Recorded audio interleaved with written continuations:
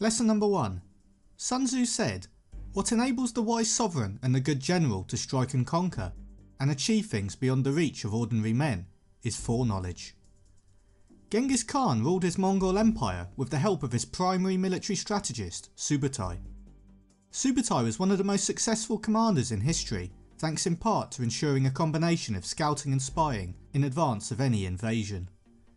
Before the invasion of Europe, Subutai spent a decade sending spies deep into the continent. He made maps of the Roman roads, established trade routes, and made well-educated guesses on the ability of each principality to resist capture. Foreknowledge is the knowing of future events. When this is not possible, learn to forecast the likely behaviour of opponents. Seek out their strengths, plans and positioning. Real intelligence beats guesswork, and at the heart of all good decisions is knowledge. Lesson number 2. Now this foreknowledge cannot be elicited from spirits. It cannot be obtained inductively from experience, nor by any deductive calculation. George Washington led his men across a river in a surprise attack to capture a group of Hessian mercenaries.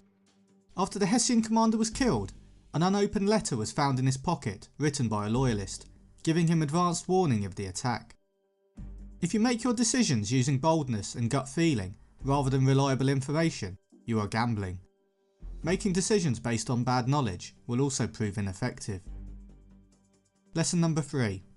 Hence the use of spies, of whom there are 5 classes. Local spies, inward spies, converted spies, doomed spies, surviving spies. When these 5 kinds of spy are all at work, none can discover the secret system.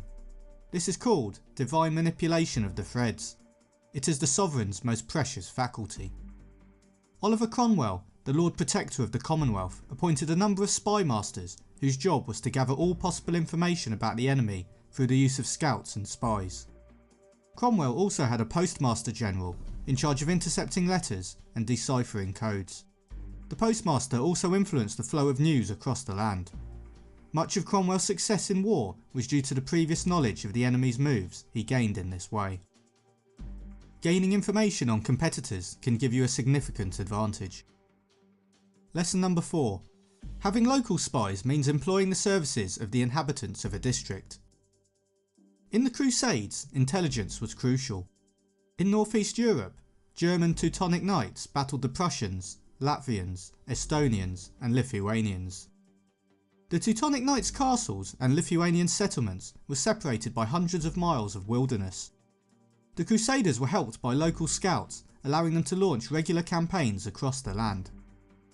The scouts' local knowledge helped them produce the Lithuanian road reports, which acted as a travel guide for the Crusaders in the Baltic. The reports were compiled over 18 years and specified routes into the hostile territory. Local spies are common people within enemy territory.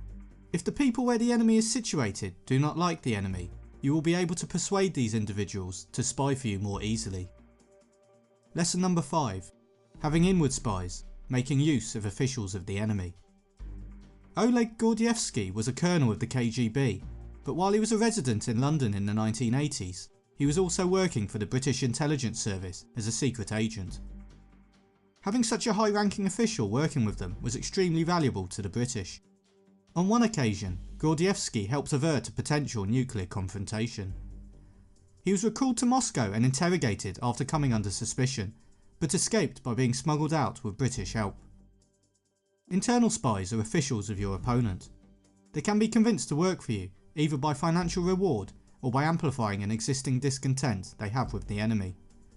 Persuade them you'll win the battle, and your chance of turning them is much higher. Lesson number 6. Having converted spies, getting hold of the enemy spies and using them for your own purposes. Aldrich Ames had worked for the CIA for 30 years as a counterintelligence officer, but for 9 of those years he had been a double agent, passing on American secrets to the Soviet and then Russian intelligence services. He revealed the identity of over 30 American agents, and after 10 of them were executed in the Soviet Union, the FBI began searching for an internal traitor. Ames passed 2 lie detector tests thanks to his training, but was eventually caught after spending his $4 million payment from the Russians. Converted spies refer to the enemy's own spies being used against them. Beware of enemy spies pretending to be double agents, as they can never be fully trusted and could in fact be acting as triple agents. Lesson number 7. Having doomed spies, doing certain things openly for purposes of deception, and allowing our spies to know of them and report them to the enemy. During the First World War, Mata Hari, the exotic dancer and high-class prostitute, spied for Germany and Paris. She obtained valuable information from being around politicians and military men. In 1917, the French intelligence service intercepted a coded message which showed she was working as a German spy. She was subsequently arrested and executed. The Germans had known the French had already broken the code and wanted them to read the message. The Germans wanted Harry out of the way, and this ensured that the French would do the actual dirty work. Doomed spies are expendable and fed information that is often false, so that it may be discovered by the enemy's own spies. If one of your spies is compromised, you can still use this to your advantage. Have other spies spread information about the doomed spy to your opponent. You may lose one spy, but allow another to gain greater confidence and access to better intelligence. Lesson number 8. Surviving spies, finally, are those who bring back news from the enemy's camp. Agent Joe Pistone spent 6 years undercover infiltrating the Mafia. As a spy planted by the FBI, he was given the name Donnie Brasco and had access to otherwise unobtainable intelligence. He was therefore a valuable asset that was protected. His total collected evidence led to over 100 Mafia member convictions. Surviving spies are ones who focus on bringing back reports. Spies are only useful if they provide you with information. Lesson number 9.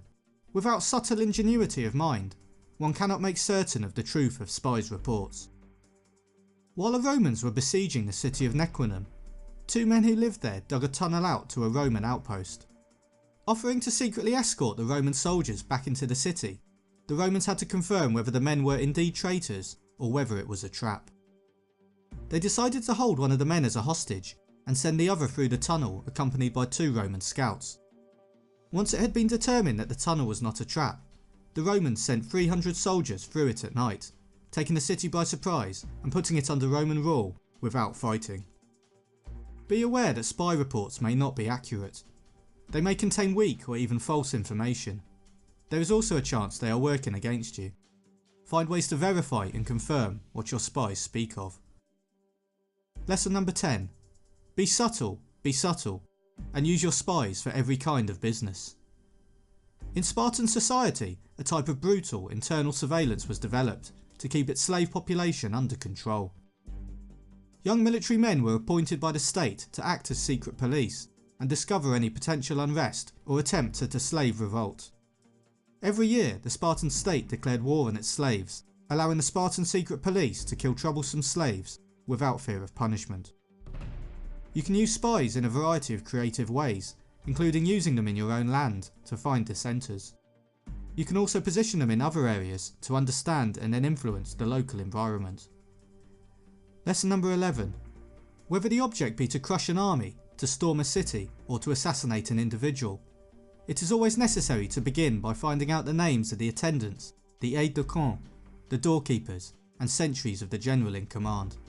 Our spies must be commissioned to ascertain these. Elizabeth Van Loo was a spy in the American Civil War. As a landowner, she freed all her slaves and then used them as spies and informants behind Confederate lines. Her spy network for the Union Army was so successful that General Ulysses S. Grant later said that the intelligence he received from Van Loo was the best information that he received anywhere, and that she was a main factor in them winning the war. When you are on a secret mission, many seemingly unimportant people who you come in contact with can become extremely important.